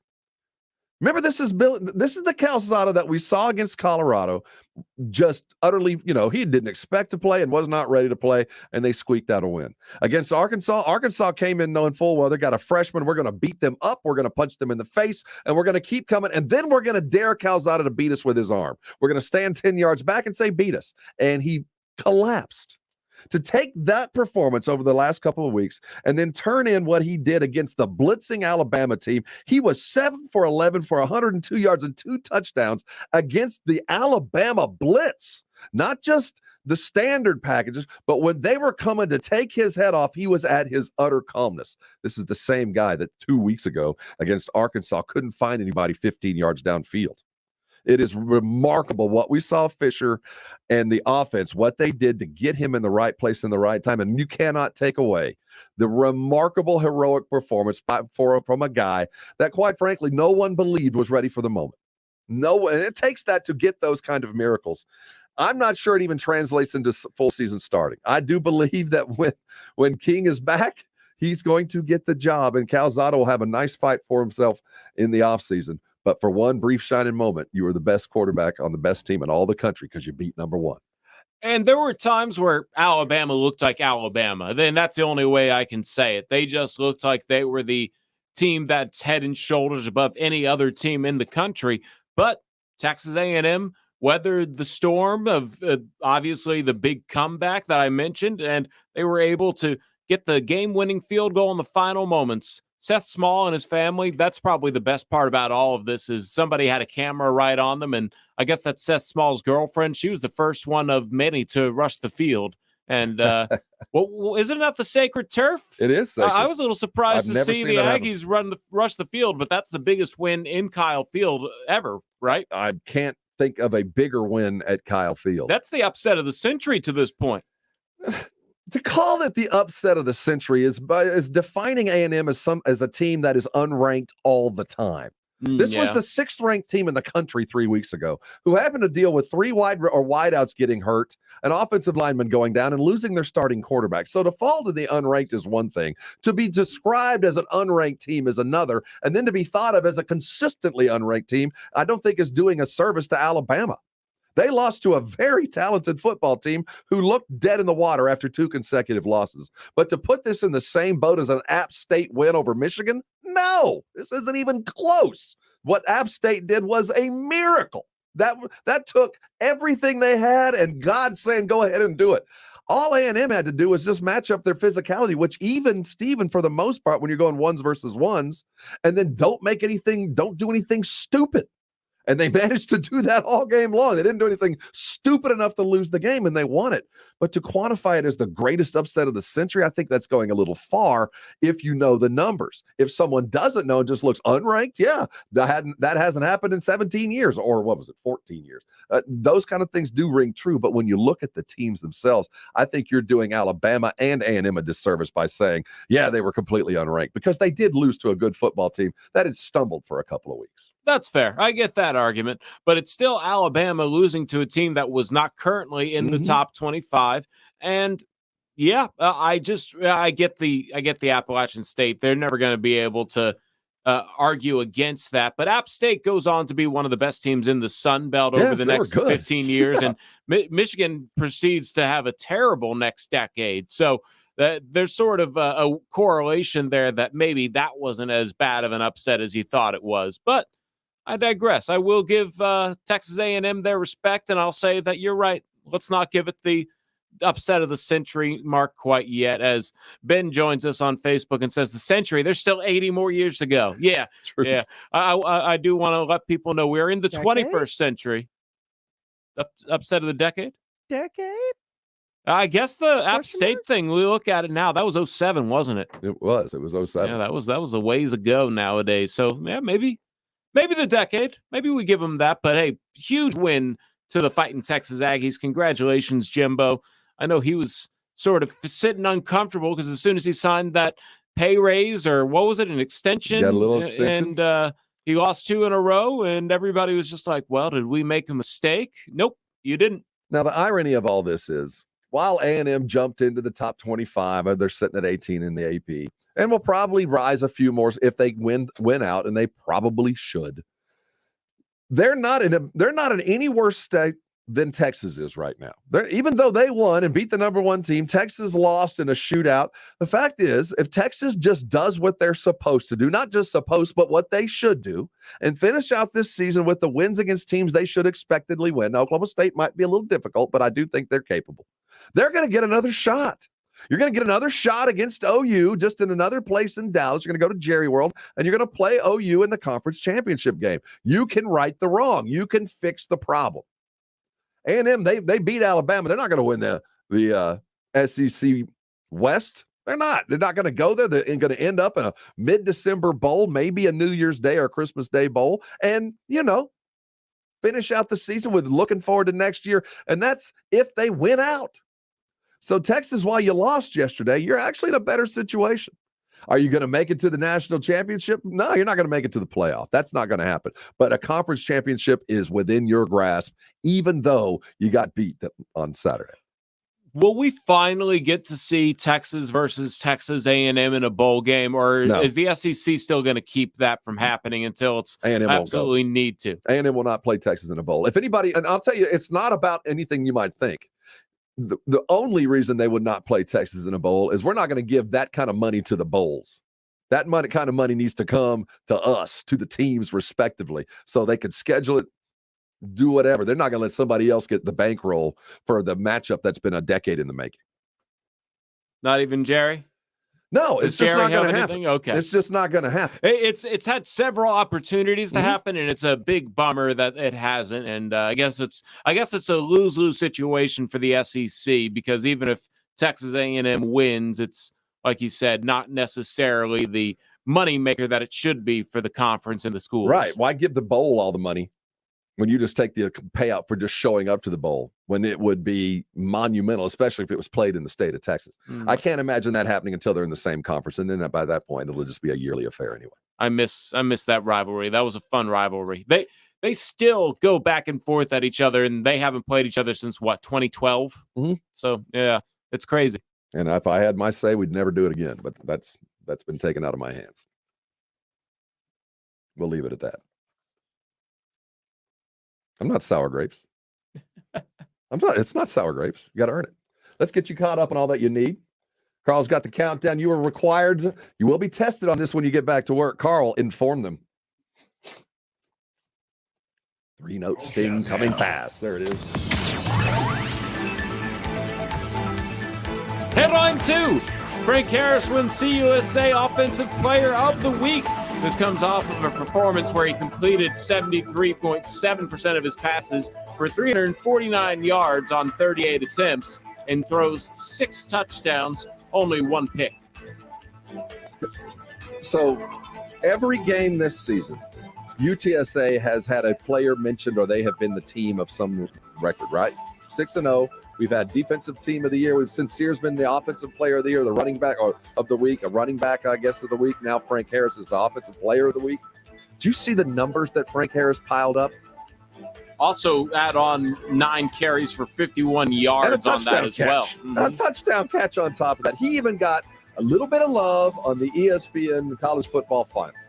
Got the helmet up there, and by the way, wise move, athletic department for UTSA, getting that helmet up to the ESPN to the motherland, because it was sitting on the desk. Team got a sticker. Frank Harris got a shout out. When you're 6-0, this is when first you get the money, then you get the power, and then you get the women. No, first they have the money and they got the power, and now come the spoils. Congratulations, Frank. You deserved it. 6-0 with Rice coming in for homecoming. Buy your tickets now. 5 o'clock in the Alamo Dome. Let's fill that place and treat that UTSA team the way they should. Headline 1. This one coming down from just before the show. Reports from Adrian Wojnarowski. Taylor Horton-Tucker is going to have surgery on a torn ligament in his thumb. No timetable was released, but I remember this happened, I want to say, to J.J. Redick, and it was a 12-week recovery period. So that's a tough blow for the Lakers to lose one of their few guys under the age of 30. THT was a revelation for them. That was a fine draft pick. They found themselves a point guard, and they were so comfortable with THT.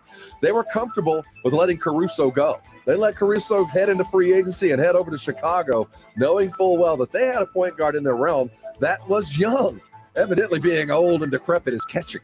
You get in the locker room with a bunch of other old dudes, you start getting old dude injuries. They're going to miss him. They need those youthful legs. It's not all good news for LA, but, thing about the Lakers is they just got to get to the playoffs. Doesn't matter what the wins are, just get in.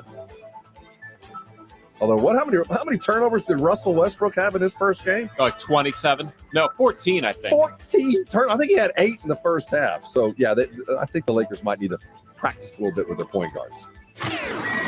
Headline 0. Well, we talked about this in the first hour. We're going to revisit it here as Houston Astros manager Dusty Baker says the Stein-Sealing allegations by White Sox are heavy accusations. They're about the same runs, OPS, and everything we are. Well, actually, they're better on the road than we are at home, Baker said Monday afternoon. And I think they're actually better at home than they are on the road. So I don't have much response to that other than I was listening to Eric Clapton this morning, and he said in a song, before you accuse me, you need to look at yourself. You know what I mean? That's all I got to say. Ryan Tepera, the relief pitcher for the White Sox, was just making some intimations after the 12-6 beating of the Astros Sunday. That sure is funny how they don't bat very well on the road. They're much better at home. I think Astro fans going to have to get used to this for the foreseeable future. You have a down game on the road, suddenly you're stealing signs.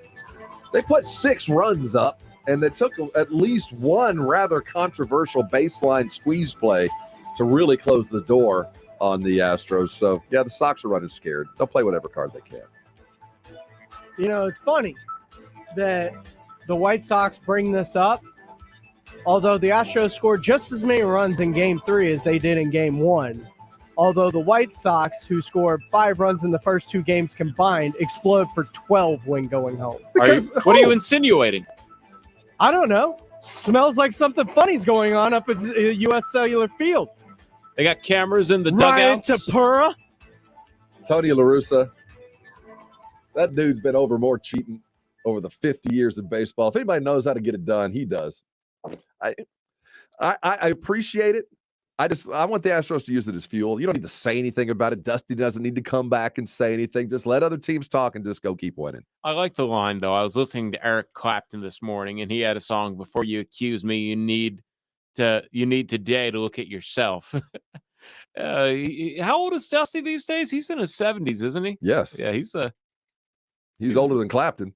Yeah, he's always fun, worth a good quote, though. I enjoy me some Dusty Baker. That was a good pickup as a manager for the Astros. Hopefully they pull it out. Once again, if you weren't with us in the last countdown, the Astros game that was scheduled for today is postponed until tomorrow, 1:07, because it was going to rain from, I think, sometime right around now until tonight at like 9 o'clock. So they just said, we're just going to push this till tomorrow because they don't want to deal with all of the lightning and heavy rain. So that game can be heard right here on San Antonio Sports Star. I'm going to ask a PD note real quick. Is that 12:30 pregame? 12:30 pre. Okay. We'll get the first pitch a little bit after 1 o'clock, 1:07. We do expect that you can catch from wire to wire right here on San Antonio Sports Star. We'll take you directly into Jason Minnick's and the Blitz, probably about 4:30 to 4:45 is my guess. I do want to give a quick shout out to the Texas State Bobcats. They defeat University of South Alabama.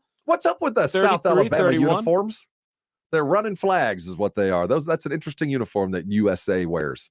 Yeah, their colors are red, white, and blue. Mm-hmm. So I've never really thought about it. They looked white to me, but I didn't really look at them too closely. But good for Texas State. Quadruple overtime. They needed that. Gosh, they no needed team has it bad. ever needed a win worse than Spavital needed one this weekend. And South Alabama, that was a team they were supposed to beat, and they went in and beat them. It might have taken a little bit longer than they needed, but congratulations to Spav. They needed that desperately and get all those transfers feeling good about themselves as they get into the second half of the season. Well, South Alabama came in 3-1, and their only loss was to Louisiana Lafayette by 2. So Louisiana. Yeah. And not Lafayette. They want you to drop the Lafayette. But yeah, this was a game in which the Bobcats were, I think the Vegas line was somewhere around 8. Let me see what it went off at as the Bobcats were. Oh, hey, it actually dropped to -4, but still good for Texas State to pick up the win. And yeah, quadruple overtime, exciting for the 2,000 fans that showed up. Didn't look like there were that many. Winner get bent. We're going to have Rod Babers join us in just a couple minutes as we look at the Texas loss. I'm very interested to hear his thoughts on the defensive backs. What exactly needs to be done to improve that? Because if they're going to be where I expect them to be, if they're going to get to the Big 12 championship game, the backside of that defense is going to have to clean themselves up. That was embarrassing as we finally got into it. We got a bunch of tickets to give away today too. Got WWE tickets coming around the corner. They're going to be here in December. Dune has its premiere a week from Friday, but we have tickets to a special screening next Tuesday night. You want to go see Dune? The Kielbasa Bacon phone lines are 656-3776, 656-ESPN. We got a pair of tickets. The first one's going to be easy. We're going to give away the first one easy. Just caller number 9, 656-3776, 656-ESPN to get a pair of tickets to go see Dune. That's next Tuesday night. We're gonna mail you the tickets. They're kind of hard copies. So when you call, make sure you give James a good address so we can get those tickets out to you, because I'm angling to get some of these as well. We'll give away WWE tickets after Rod Babers, but until then, Carl, let's get ready for a fine conversation with Mr. Rod Babers. That's right. You guys keep it tuned in here. Our weekly hit with Rod Babers, the host of RBKD up at the Horn in Austin. He has his fingers on the pulse of Texas football, and better check that pulse. It came down to a pretty frightening scare on a slow comeback by the Oklahoma Sooners. We'll get Rod's reactions on that when we come back. This is Halftime, and this is San Antonio Sports Star, ESPN AM 1250, 94.5 FM. The Blitz, sports talk, and everything else. They're building a robot, Pledge. Elon Musk is. No. Tesla's building a friendly robot that will perform menial tasks and won't fight back. That's what they always say. It is kind of scary. They're calling it a humanoid robot, but it is going to be friendly. So it's friendly. It's going to kill you quick when it takes over the world. Jason Minix, weekday afternoons 4 to 7 on San Antonio Sports Star, ESPN 1250 and 94.5 FM. The pandemic's reminded us we live in a sea of airborne germs that can assault us with every breath. Your nose is the body's first line of defense by helping filter out allergens, bacteria, and viruses before they reach your lungs. But like any air filter, the more clogged up it gets, the less it works. So how do you clean your nose? I'm Martin Hoke, and I didn't invent nasal irrigation. The neti pot's been around thousands of years, but I did invent Navage to make cleaning your nose easy. Navage uses powered suction to flush out mucus and germs that cause congestion, or worse, can make you sick. Over 2 million people use Navage to breathe better, sleep deeper, snore less, and feel healthier without drugs. Navage has over 70,000 online reviews averaging 4.7 stars because it works and it's easy to use. Go to Navage.com or find Navage at Walgreens, CVS, Rite Aid, Bed Bath, and Target. Now available with eucalyptus for a spa-like experience. Navage, Navage, clean nose, healthy life. Your source to local news and sports in San Antonio begins with the San Antonio Express News. We've collected, written, and shown the stories that matter most to San Antonio. Look no further than the San Antonio Express News to continue to provide information and strength to the community. Whether it's on the field or on a court, we provide the ground local coverage. Go to expressnews.com for the most up-to-date high school and college sports coverage. Subscribe today at expressnews.com. Southern Recipe Small Batch Pork Rinds. Score points with some of the boldest keto-friendly, protein-packed, and low-carb snacks out there. And with their new Southern Recipe Small Batch 6-bag variety pack, you'll get to choose a different flavored pork rind every time. Find Southern Recipe Small Batch at your local H-E-B, and you'll always have pork rinds ready to go. Southern Recipe Small Batch Pork Rinds. Be big, be bold, be adventurous. Southern Recipe Pork Rinds. Here in Texas, the heat is relentless. The storms are serious. The hail is insane. Texas weather doesn't do anything halfway, and neither should your roofer. Your roof protects your home and your family. So whether you need a simple repair or a roof replacement, metal or composition, you need a roofer you can trust. That's Stevens Roofing. They are reputable, reliable, and have always been your local roofer. Call Stevens Roofing today for a free estimate at 210-785-0994 or go to stevensroofing.net. 20 years of fears are about to break loose. Halloween is back with a vengeance at SeaWorld. The biggest, most terrifying Halloween event in Texas. With multiple haunted houses, coasters in the dark, and horror around every corner. Select nights September 17th through October 31st. Halloween at SeaWorld San Antonio. Buy a 2022 season pass, get Halloween free, plus unlimited visits next year. Restrictions apply.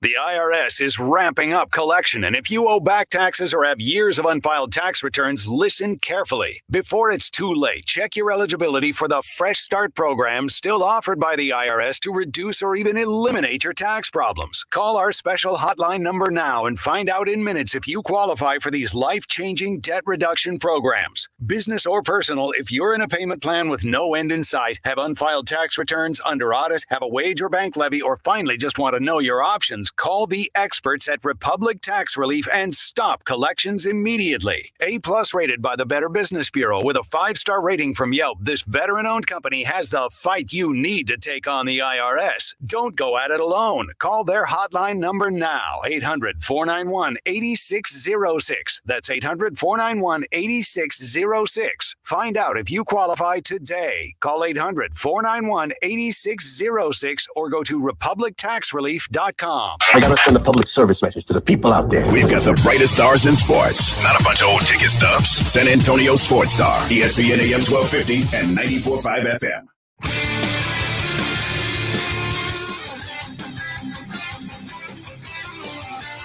It is halftime. I'm Carl Sheldon. He's Rob Thompson. Joining us on the Kielbasa Bacon phone lines, former defensive back at the University of Texas, former NFL player, host of RBKD in the Horn in Austin, Texas, Rod Babers, joining us now to recap the almost win for the Longhorns. It was a storming comeback. The almost win. You can't even get a moral victory out of that one because it was so crushing. And Rod, I just need to know your initial reaction to that game. Gentlemen, it's even worse because on that day, the Aggies also get their, second, third biggest win in program history in the same day. Yeah, that must have been a little bit difficult to swallow, Rod. But as a Texas, you did come into the game the underdog. We know it's Texas OU. So anybody who's accustomed to this knows throw that out. But the fact of the matter is, I know it was a tough one to suffer through at the end.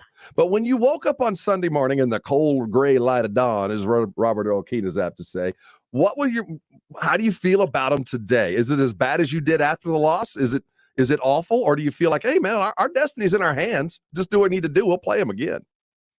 Yeah, I mean, Sark even said that after the game. I mean, he said, he said, my hope is that I'll get to see him again. And he's certainly right about that. They definitely have that chance. I mean, the Big 12 is pretty much it's a mess pit. I mean, it's a Royal Rumble. I mean, anybody could end up winning that league. Oklahoma, of course, is the favorite, and they should be. But in terms of who's going to take them on the Big 12 title, I think it could end up being three different teams or four different teams in the Big 12. But yeah, I mean, I picked Oklahoma on the show RBKD. I do with Kevin Dunn. I picked Oklahoma initially, but it was just obviously the manner in which the game played out. It was a 21-point lead for Texas. I mean, that's the first time in program history that Texas has lost after leading by at least 21 points. First time ever. That hurts. It hurts for sure. I mean, that's record setting. Oklahoma, basically Oklahoma, that was the second largest comeback for them in program history. Happened, of course, in the Texas OU game. And I think that Baylor 2019 comeback by them by 25 points was the biggest comeback in history. And by the way, I'll give you another stat. Prior to that Texas OU game, teams with a 21-point lead at any point in a game, an FBS game, were 208-2 in such games. And yeah. Well, usually there's a reason you're ahead 21 points.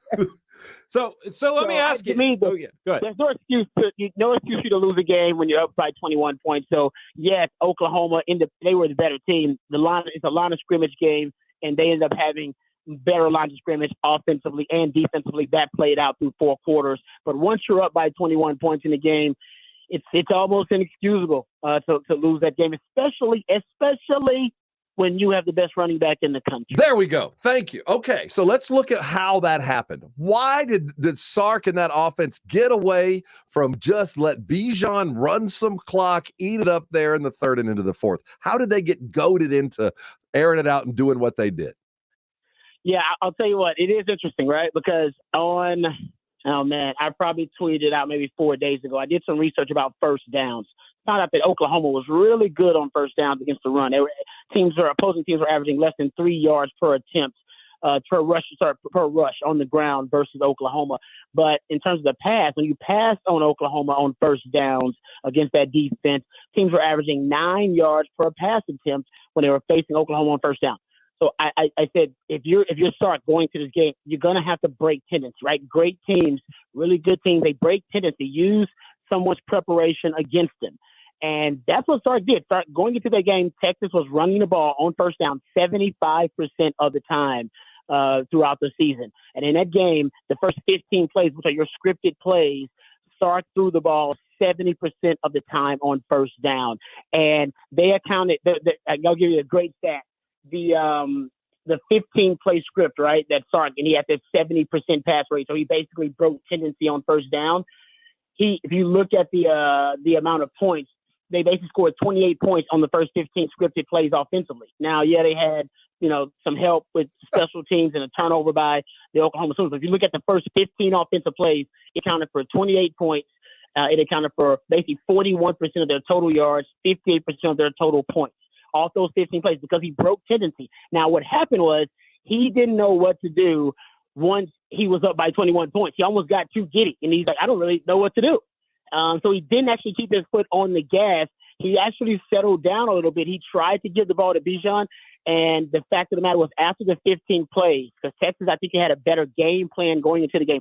They were a more prepared team for this game than Oklahoma. I agree. But the Kim Kardashian, Nicki Minaj, Serena Williams side, Cardi B sides, but is that Lincoln Riley and Alex Grinch made better adjustments. So it's a 4-quarter game and not a 1-quarter game. And if it was a 1-quarter game, Texas would win. But it was a 4-quarter game, and Lincoln Riley, who is a better coach, made better adjustments throughout the game, and Sark and PK had no counter. That's it. Completely agree. That's the reality of it. And that was a backup quarterback, gentlemen. And I know, listen, this is great. It's how you know that Texas had a better game plan initially. The defensive game plan was so good, it worked against Texas because it was so good, you neutralized Spencer Rattler to the point where his coach had to bench him again. And that worked against you because you didn't do enough preparation on the backup quarterback. And I don't know if you could have because there's not a lot of sample size on a guy who was a freshman coming out of high school. You didn't have enough information to build a game plan against him, and that's how you lost the game because you didn't build a game plan counting on that guy making the plays he did. So, yeah, I mean that's the game. You got to win the game of adjustment, and when your opponent adjusts, you got to have a better counter. So they won the initial preparation and the game plan. Good for them. Their guys came out ready to play, but they forgot it's a 4-quarter game. They know now. Rod Babers joins us on the Kielbasa Bacon phone lines talking Texas OU. And you bring up Caleb Williams. Is this maybe his job to lose now, or do they go back to Spencer Rattler next week? Oh man, isn't that crazy? That man, you guys got to give Lincoln Riley some credit, even as a Longhorn fan. I mean, he's got scones, the solid, huge brass ones, huge brass ones. You know what shows they're even bigger than that? He brought Rattler back in for the 2-point conversion and then sat him down again. That is bowling balls right there. Guys, think about it. If that 2-point conversion, if Rattler just say he misses on it, say it's an incomplete pass, or say that he throws a pick because he's obviously rattled that day, no pun intended. Everybody's telling Lincoln Riley that he's an idiot, he's an imbecile, he's overthinking it, all this stuff. But Lincoln Riley has one play that he loves to run on a 2-point conversion, and he's practiced it 155 times with his quarterback, Spencer Rattler, but he probably hasn't practiced it enough with Caleb Williams, and he decided, you know what, I'm going with the guy who's repped it the most, not the hot hand. I'm going with the one who's better prepped in this situation. Situational football, man. It's amazing how basically that's how they beat Texas, basically performing at a higher level in situational football. 3rd and 19, third and longs, they were better. They were better. As a defensive back, and you look at what we've seen from the Texas backside of the defense, what are your thoughts there? Is it recruiting? Is it coaching? What they're not what they used to be, and I can't figure out why. Is it on Joseph and Akina and the like, or is there just some tweaks that need to be fixed? Yeah, I mean, right now it's Blake Gideon who played there in 2008. He's the safety coach, and then Terry Joseph. He's the pass game coordinator. He came from Notre Dame. But the problems that have existed in the secondary about playing the ball while it's in the air, or the inability to have existed, gentlemen, I got to tell you, unfortunately, for so I guess 7-8 years now going back. And in that game versus Oklahoma, I mean, they were there in position. I mean, they were naturally there in position, but they just didn't make a play on the ball. Now, one of the trick plays to Jeremiah Hall down the sideline, they were not there. They got fooled. But the other ones, DBs are right there. It's their inability to make a play on the football. And yeah, man, I'll give you the number right now, and it's a crazy number because I was watching the film last night. I know I'm a masochist. I watched this thing twice already. Rewatched it. When you target the Texas secondary 20 yards or more down the field, so throwing it 20 yards or more in the air, basically a deep ball, they are allowing 12 of 18, so 67% completion percentage on those deep balls for 502 yards and 2 touchdowns. So you're talking about 27, almost 28 yards per attempt anytime you throw it deep downfield. So I would do it more. Honestly, those teams, I do it twice a quarter. I just throw it up. Why not? If you see 1-on-1 coverage against a Texas DB, he may be covered. Doesn't mean he can make a play on the ball. So I think they got to go back to square one. And that's why they've been playing a lot of too high shell coverage with two deep safeties to try to, to really, really distort the pre-snap read for the quarterback, so they won't try to throw the ball deep. They won't be looking to throw the ball deep, but that leaves them vulnerable to the run. And as we know, that's where they got gashed, gentlemen. 8.3 yards per attempt. That's where the problem is right now. It's the rush defense, gentlemen. I'll give you some numbers that are really bad. How about this? Okay, so Texas right now, 95th in scoring defense in the country, 106th in total defense, 110th in rush defense.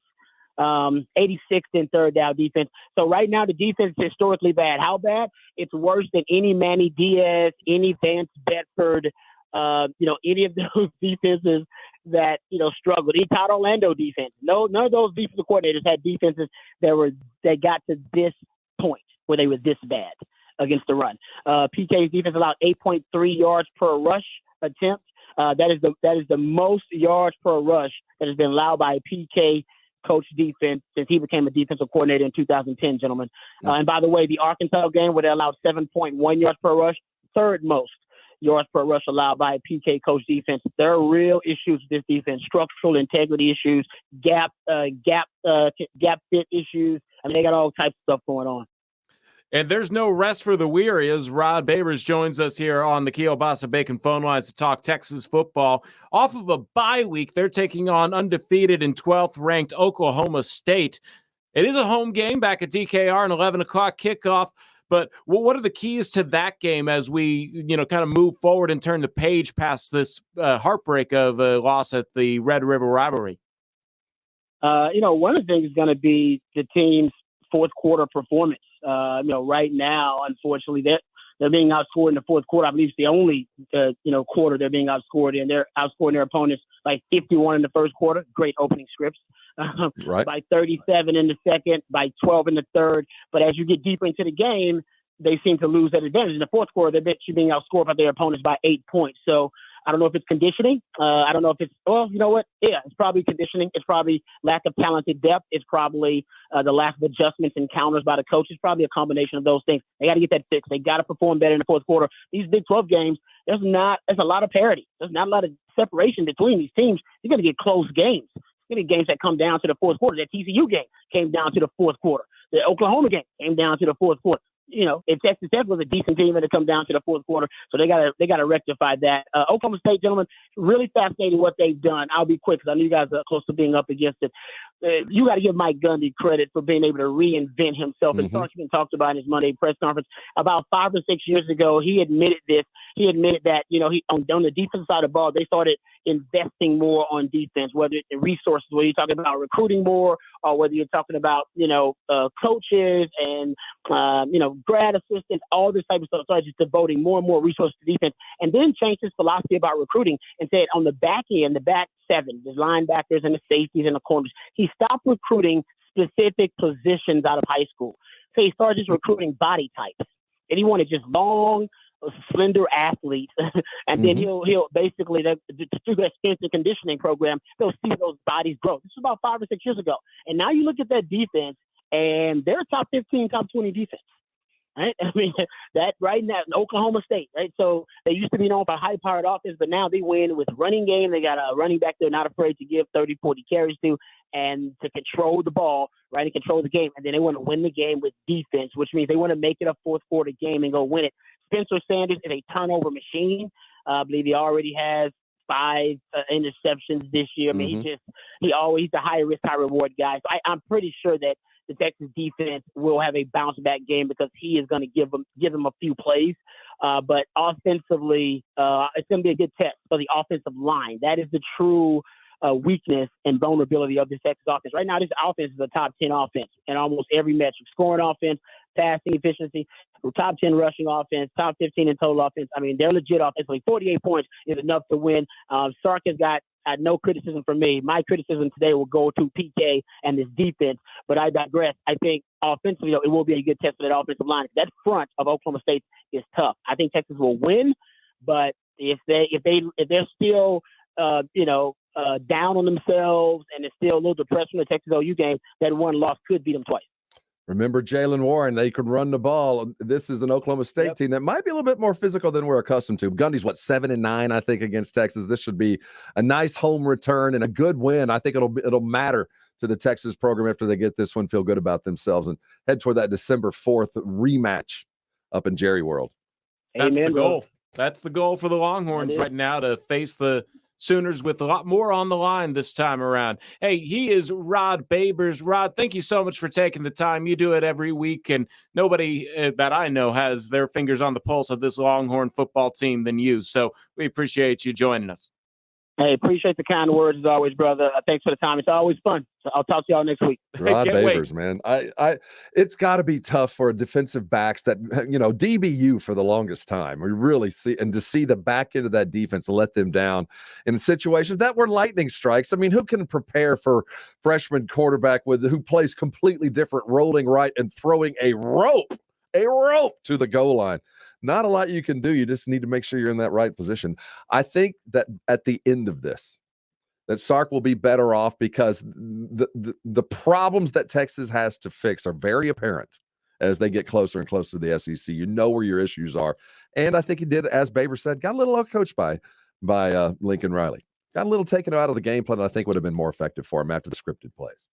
It seemed to me that it was almost like obviously different circumstances, but the Alabama championship game where Jalen Hurts gets pulled for Tua Tagovailoa, and Tua is the X factor that he needs. Now I wonder if Spencer Rattler is going to lose his job, and we'll see who's starting Caleb Williams. Like Rudy J said, it's worth giving a tune into Oklahoma radio just to kind of see what's going on in their heads. Hey, you want to win tickets to WWE SmackDown?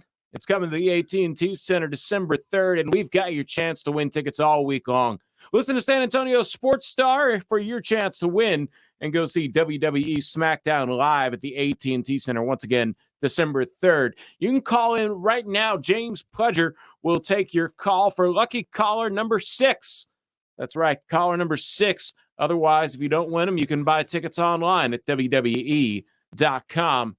Hey, we got to wrap it up. It's almost full time here on San Antonio Sports Star. This is halftime, and this is ESPN AM 1250 and 94.5 FM. Score $1,000 now. Enter the winning keyword, Texans. TEXANS. Texans at sasportstar.com. Good luck from San Antonio Sports Star. ESPN 1250 and 94.5 FM. ESPN AM 1250 and 94.5 FM. I'm James Pledger, and in Major League Baseball, the Astros couldn't finish off the sweep of the White Sox, falling in Chicago 12-6 last night, as Game 4 has now been postponed due to storms in the area and will be played tomorrow with first pitch from Chicago set for 1:07. You can catch that game right here on your home for the Major League Baseball postseason. San Antonio Sports Star starting at 12:30 with the pregame. In the NBA, the Spurs are 2-2 on the preseason after beating the Orlando Magic 101-100 yesterday. The Dallas Cowboys won their 4th straight, rolling the Giants 44-20, while the Houston Texans dropped their 4th straight, falling to New England 25-22.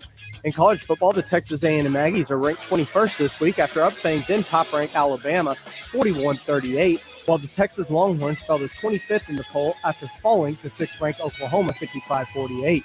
I'm James Pledger for San Antonio Sports Star.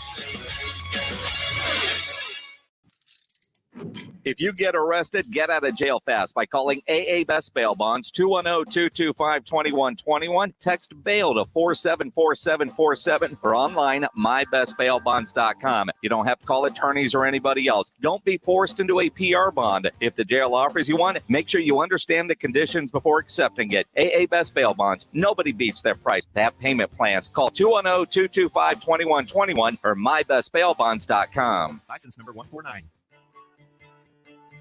Hey, it's Rob with my good buddy Jack Overman from Service First AC Repair and Plumbing. Hey, Jack, when someone calls you for plumbing or an AC repair, can you fix it that day? No sweat. What if it's in the middle of the night? No sweat. Weekends? No sweat. Service First AC and Plumbing has put San Antonians first for over 14 years, with trustworthy and reliable technicians on hand 24 hours a day, 7 days a week. Service First is standing by to help you when you need them. Hey, Jack, what about free quotes? No sweat. And half-off service and free tune-ups? No sweat. With Service First AC Repair and Plumbing, we don't sweat the small stuff or the big stuff. Call Service First AC Repair and Plumbing. 210-NO-SWEAT. That's 210-NO-SWEAT. Anything else, Jack? Thanks for having me, Rob. My team and I would be honored to assist you with all your AC and heating needs. Just give us a call and we'll head right over. 210-NO-SWEAT. 210-NO-SWEAT. That's 210-NO-SWEAT. License number TACLA 27100C. Jason Minix here for Garageization. You've heard me tell you about their shelving, overhead racks, and storage systems to make your garage functional for the entire family. If you have issues with your garage, call 210-664-4494. Have them come out and give you a free consultation. Garageization couldn't be a better choice. A veteran family-owned and operated business for more than a decade. Give them a call at 210-664-4494 or go to the website garageorganizationsanantonio.com. Jason Minix here for Alamo Water Softeners. Whether your home is a new build or an older home, Alamo Water Softeners has a water treatment bundle with special pricing to give your home the highest quality water treatment available. Choose from several bundles, including the Premier Whole Home Bundle. Get a free standard gas or electric water heater when you purchase a select top-of-the-line water softener, plus one filter and reverse osmosis system. Go to AlamoWaterSofteners.com. That's AlamoWaterSofteners.com. My doctor told me my blood pressure is borderline. I figured I could worry about it or do something about it. So I took control with Garlic Healthy Blood Pressure Formula. It works safely and naturally to help maintain healthy blood pressure with a custom blend of garlic, vitamins, and minerals. And it's odor-free. I'm taking charge with Garlic Healthy Blood Pressure Formula. These statements have not been evaluated by the FDA. This product is not intended to diagnose, treat, cure, or prevent any disease. The term natural references only the garlic in the product. Use as directed. Want to hear something amazing? Discover matches all the cash back you earn on your credit card at the end of your first year, automatically, dollar for dollar, with no limit on how much you can earn. Extra cash? Come on, how amazing is that? In fact, it's even more amazing when you realize all the places where Discover is accepted. 99% of places in the U.S. that take credit cards. So when it comes to Discover, get used to hearing yes more often. Learn more at discover.com/yes. 2021 Nielsen Report. Limitations apply.